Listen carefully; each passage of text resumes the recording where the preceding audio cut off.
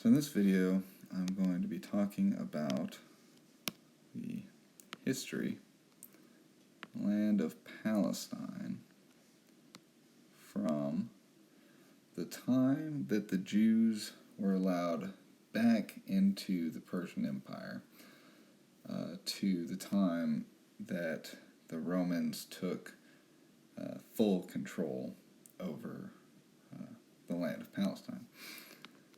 So Palestine itself is a 45-mile by 145-mile region of the world. It's obviously not shaped like a perfect rectangle, but I'm not going to attempt to draw it the way it actually looks. So Palestine is split up, at least it was in the time leading up to and following Jesus' life, into three major sections. So in the north is the region of Galilee, which is 33 miles by 60 miles. And the biggest thing that they have, as far as being different from the rest of the region, is a 12 by 8 mile medium-sized lake known as the Sea of Galilee. The Sea of Galilee is pretty important in the New Testament, especially the Gospels. Jesus spends a lot of time there. And it's known for having very intense, unpredictable storms happen quite often in that region. Now, in the middle is the land of Samaria, which stands between Galilee and Judea. It's very mountainous and known for its fertile plains that have pretty high yield crops. There's a lot of farmers in Samaria, and then to the south we have Judea.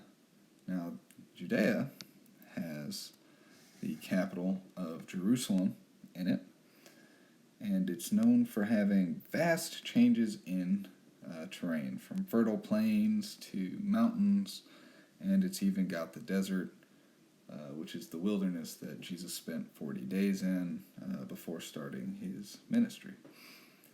Now, Palestine, as an overall region, is extremely rugged, and in fact, it's so rugged that it has vast climate differences throughout the very small region. So extreme that sometimes it will be snowing in one part, and just a few miles away it'll be very warm, even with palm trees growing, which is something that I struggle to imagine, but I believe that it's true. So the big thing about Palestine is its strategic location. So it's in the Middle East, and it's even in a strategic location within the Middle East itself. But it functions as a land bridge between a lot of really important places. For example, the Roman Empire and Egypt and Syria, all these different areas. So I'll make it look like a bridge to help get that point across. So it is a land bridge, and that makes it very strategic. It's probably one of the reasons that the gospel was able to spread so quickly after Jesus' death. So now let's move into the actual history of Palestine. So in 587 BC, the Jews were defeated by the Persian Empire, and they were exiled. Now, I personally do not know much about what happened between 587 and 559 BC. I'm pretty new at this whole history thing. But in 559 BC, a guy named Cyrus was made king of Persia. And he let the Jews back into Jerusalem, which was a pretty big deal. Now, a pretty long time after this, enough time for the Jews to come back to Palestine and settle, though many of them were still scattered at this time. We have Alexander the Great come and defeat the Persian Empire, seizing Asia Minor. Now, Asia Minor is Syria and Palestine together. And this happens sometime in the 4th century BC. So, Alexander the Great takes Asia Minor. Now, Alexander the Great, as we know, was a Greek general. In fact, he was the Greek emperor. Now, when Alexander the Great died in 323 BC, Alexander the Great died. He left his empire in the hands of 3 men. So there was Antigonus Cyclops, Seleucus Nicator, and this guy named Ptolemy. I probably butchered all of their names. I've never actually heard them. I've only read them. So, Alexander the Great left Asia Minor under the control of Cyclops. It's a really cool name. And he gave Nicator everything from Mesopotamia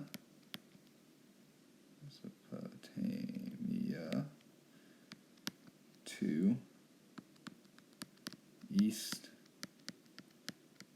India. Pretty big territory. And then Ptolemy, well, he got Egypt, North Africa,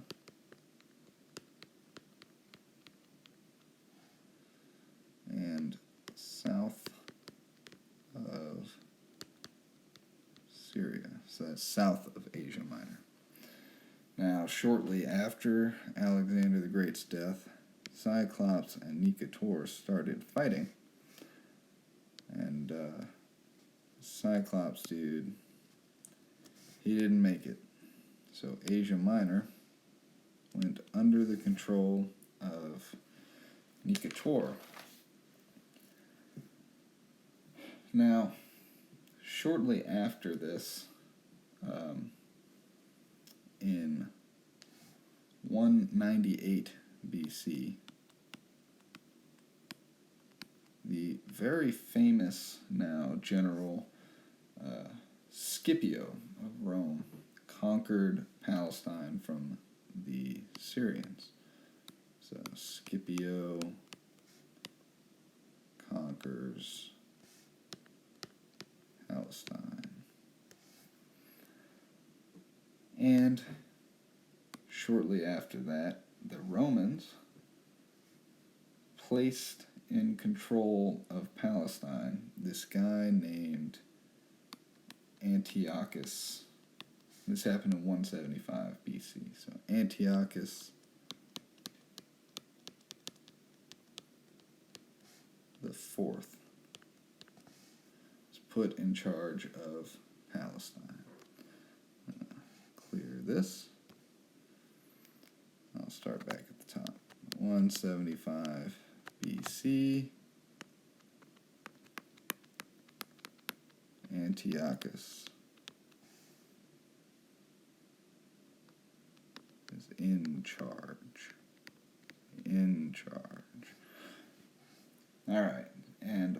Antiochus did is he would force Greek culture on the whole territory that he controlled. Now, this is called Hellenization. That doesn't. Okay, that was horribly written. I'm sorry if anybody actually decides to watch this. So, yeah, he did this thing called Hellenization, where he forced Greek culture on the Palestinians, or those living in Palestine. One of the things that he did was he attempted to make the Jews worship his gods. So he forced paganism on the monotheistic Jewish population, the highly religious Jewish population. And this really made a guy named Mattathias angry.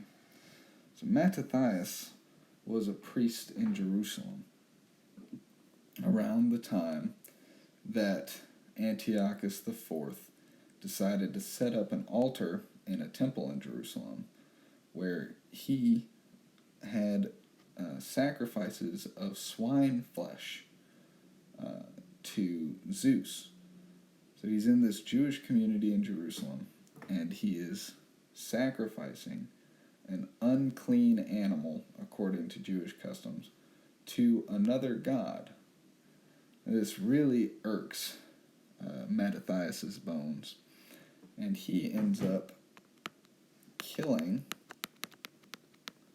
one of Antiochus's representatives.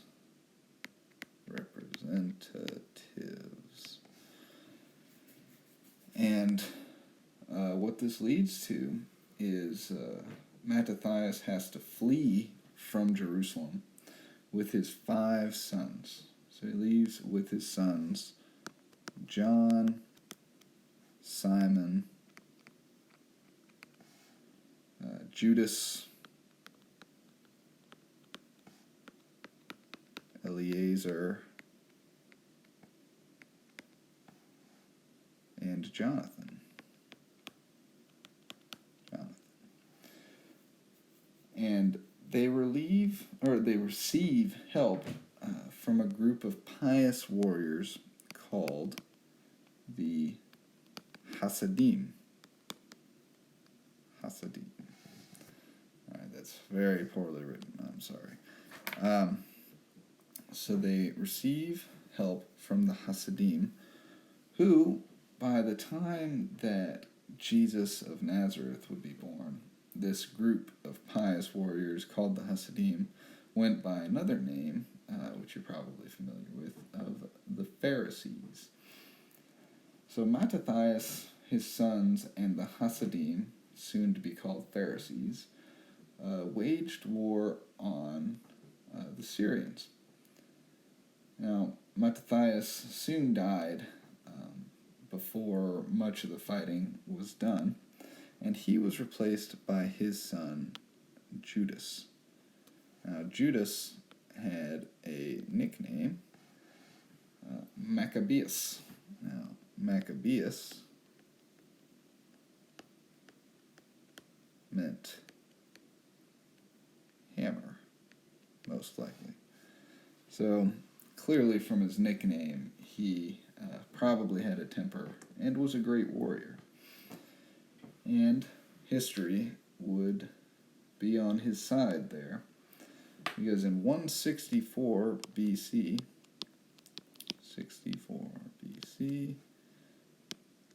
the Jews, the Maccabees, led by Maccabeus or Judas, cleansed the temple in Jerusalem. Cleansed the temple. And following this cleansing of the temple, they celebrated for 8 days.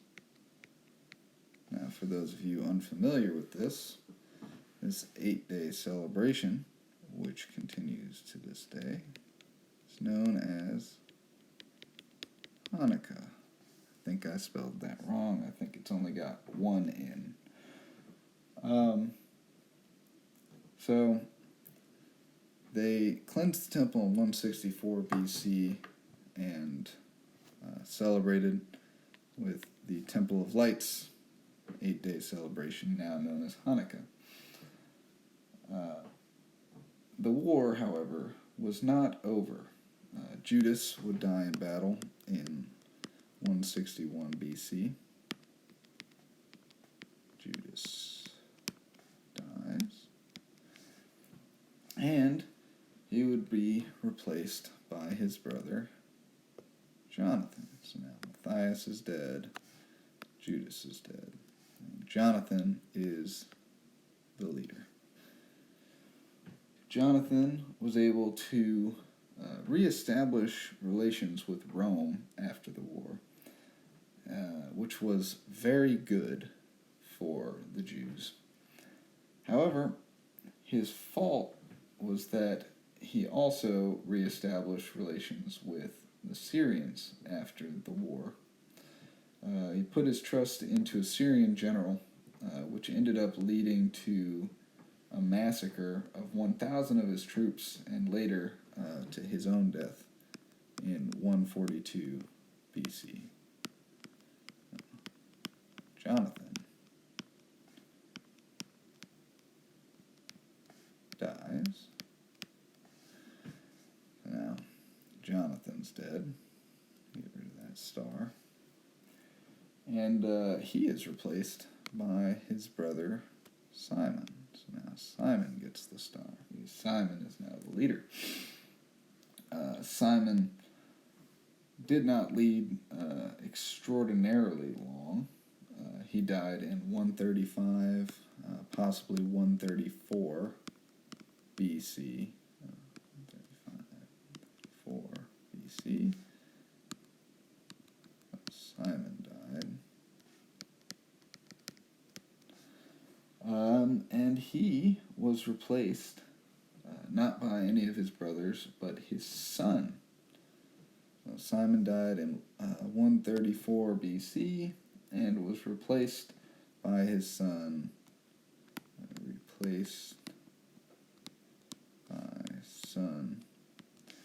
Whose full name was John Hyrcanus the First. I'm just going to write John, because as you can see, my handwriting is bad enough. I don't need to try to write Hyrcanus. So John Hyrcanus the First led from 134 BC to 104 BC, and he was able to extend his territory to include Samaria and Idumea, which is south of Judea. And he was actually able to make his kingdom almost the size of King David's.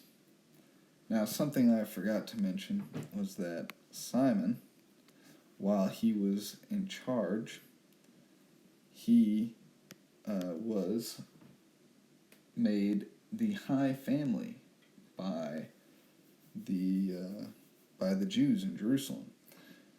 So his family became the high priesthood and began what was called the Hasmonean dynasty.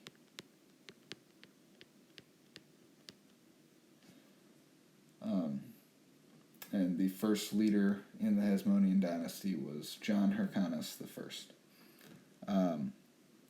So after 104 BC, Hyrcanus' son Aristobulus led the nation, but he died after a year and was replaced by Alexander Jannaeus, his brother. And Jannaeus would lead for 27 years. So John was replaced by Aristobulus, who was then replaced by Janaeus. Wow, that is quite terribly written. So Alexander Janaeus was known for being an unprincipled and ruthless leader. He once had hundreds of people crucified as party entertainment for him and his wife. And on another occasion killed 6,000 Jews for ridiculing him. The Hasidim, who were by this time called the Pharisees, separated from Alexander, claiming that he was unworthy of the high priesthood. Alexander died in 76 BC and was replaced by his wife Alexandra, who died in 67 BC. War broke out between their two sons, Hyrcanus II and Aristobulus II. Aristobulus II was able to remain on top of Hyrcanus II and in control of Palestine and Idumea from the time his mother died until the Roman general Pompey was able to conquer Palestine once again in 63 BC. So, General Pompey, Roman control.